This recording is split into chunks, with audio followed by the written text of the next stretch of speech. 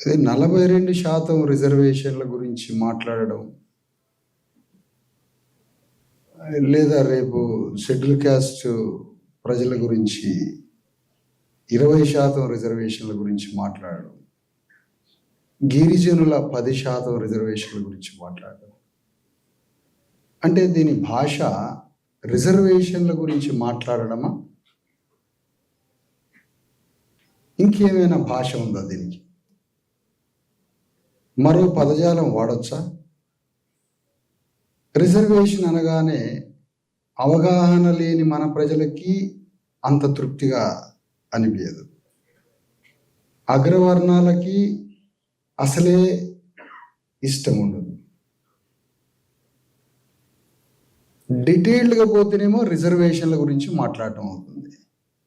అది మన ప్రజలకి, ధర్మం తెలియని మన ప్రజలకి, సాంస్కృతిక వారసత్వ జ్ఞానం లేని శరీరాలుగా బతుకుతున్న శూద్రులకి ఏమీ అర్థం కాదు.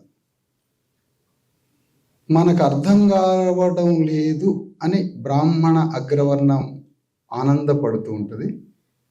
తనకి మాత్రం చాలా అసౌకర్యంగా ఉంటుంది రిజర్వేషన్ల శబ్దం.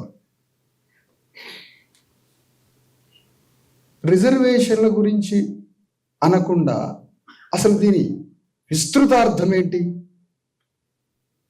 భారతదేశాన్ని గణతంత్ర రాజ్యంగా మార్చడము, భారతదేశాన్ని రిపబ్లిక్ కంట్రీగా మార్చడంలో భాగంగానే 42% రిజర్వేషన్లు అడుగుతున్నాం. ఇది అసలు ఫండమెంటల్ బేసిక్ పాయింట్. ఇది ఈ దేశాన్ని రిపబ్లిక్గా రాసుకున్నాం, కానీ రిపబ్లిక్ దేశంగా మారలేదు. ఇది గణతంత్ర దేశంగా వర్ధిల్లలేదు. గణతంత్ర దేశానికి కావలసిన పునాదులు పడలేదు. గణతంత్ర దేశంగా తయారు కాలేదు. రిజర్వేషన్లు అడగడం అంటే ప్రజాస్వామ్య భారతంగా మార్చడం, గణతంత్ర దేశంగా తీర్చిదిద్దడం. రిజర్వేషన్లు అడగడం అంటే అంత గొప్ప అర్థం ఉంది అందులో. మరి రిజర్వేషన్లు అడగడం అంటే ప్రజాస్వామ్యం, గణతంత్ర దేశంగా తీర్చిదిద్దడం. ఇంత గొప్ప మాట, ఇంత గొప్ప భావం ఉన్న ఈ పదం, ఈ భాష అగ్రవర్ణ ప్రతినిధులకి అర్థం కావట్లేదు. అందుకనే డాక్టర్ అంబేద్కర్ ఎక్కడ మొదలు పడ్డాడంటే, ఒక ఇంటలెక్చువల్ సమాజం, ఒక అత్యంత మేధోవర్గ సమాజం ఈ సిస్టాన్ని కట్టింది, సంఘాన్ని కట్టింది. ఇది డిస్మెంటల్ చేయడానికి ఒక కౌంటర్ ఇంటలెక్చువల్ కావాలి అని అంటాడు అంబేద్కర్. ఎంత గొప్ప మాట అది. విశ్రాంతి వర్గం, ఒక రూపాయ నాణ్యమున్న వర్గం, ఒక విశ్రాంతి వర్గం, ఒక రూపాయి కలిగిన వాడు, జ్ఞానవంతుడు ఈ సిస్టాన్ని కట్టిండు. వాడికి హ్యుమానిటీ ఉందా, క్రిమినాలజీ ఉందా పక్కన పెట్టండి. ద సేమ్ టైం ఈ సిస్టాన్ని డిస్మెంటల్ చేసి కొత్త సిస్టమ్ కట్టాలంటే మళ్ళీ ఒక మేధోవర్గం కావాలంటాడు. కానీ ఆ మేధోవర్గం నా సమాజంలో లేదు కదా. ఎవడు కడతాడు ఈ సిస్టాన్ని, మన సిస్టాన్ని? ఇక్కడ ఆగిపోయింది అంబేద్కర్. దానికోసం ఏం కావాలి? ఎవరు కావాలి? దానికోసం ఒక స్టోన్ పడింది బుద్ధుడు కాలం నుండి. బుద్ధుడి యుద్ధం జ్ఞానం, ప్రజాస్వామ్యం కావాలని. దిస్ ఈజ్ ఫస్ట్ మూమెంట్ అయింది. జ్ఞానం, ప్రజాస్వామ్యం కావాలంటాడు. జ్ఞానం, ప్రజాస్వామ్యం కావడం ఏంటి అసలు? ఎందుకంటే జ్ఞానం బ్రాహ్మణుల గుప్పిట్లో ఉంది. అది డెమోక్రటైజ్ అయ్యి శూద్రుడికి చేరితే, శూద్రుడు జ్ఞానంతో మానసిక వికాసం చెంది సమాజం, ప్రపంచం, మనిషి తెలుసుకొని తన పూర్వీకుల వారసత్వ జ్ఞాన పరంపర ఎక్కడి నుండి మొదలైందో అని వెనక్కిపోయి చూసుకుంటాడేమో. శూద్రుడికి జ్ఞానం వస్తే సిస్టమ్ కూలిపోతుంది. శూద్రుడు తరతరాలు యుగయుగాలు అవసరమైతే భూగోళం ఉన్నంత కాలం తాను ఒక సేవ చేసే మూగజీవి బానిసగా, ఇంకా అడ్వాన్స్గా చెప్పాలంటే మైండ్ లేని ఒక రోబోగా పనిచేయాలి. అతనికి జ్ఞానం వస్తే వ్యవస్థ కూలిపోతుంది. కాబట్టి జ్ఞానం రావద్దు.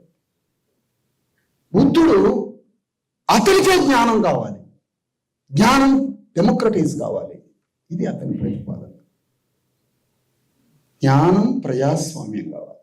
దాని కొనసాగింపు యొక్క విస్తృత మనిషే డాక్టర్ అంబేద్కర్.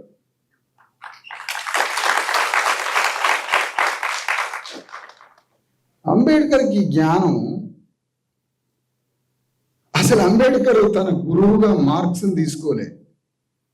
స్పిరిచువల్ డెమోక్రసీ కోరి ఆధ్యాత్మిక ప్రజాస్వామ్యం కోసం యుద్ధం చేస్తున్న కబీర్ నా గురువు అన్నాడు.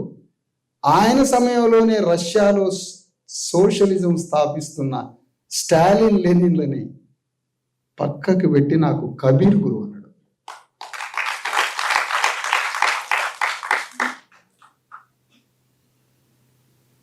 అంటే ఒక వ్యక్తిత్వ నిర్మాణం జరగడం మనిషికి. ఒక వ్యక్తిత్వ నిర్మాణం కూడా జరుగుతుందా? జరుగుతుంది.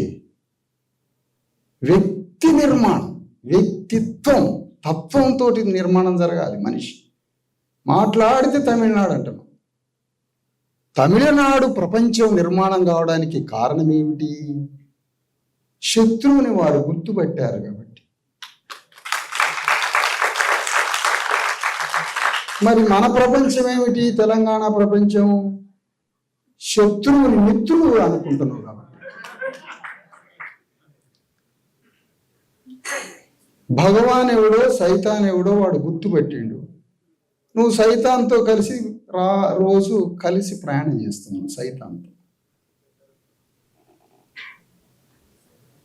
జ్ఞానం నీకు రావద్దని, జ్ఞానం నీ చెంతకి చేరొద్దని, అసలు జ్ఞానం అంటూ ఒకటి ఉందన్న సంగతి కూడా నీకు తెలవద్దని,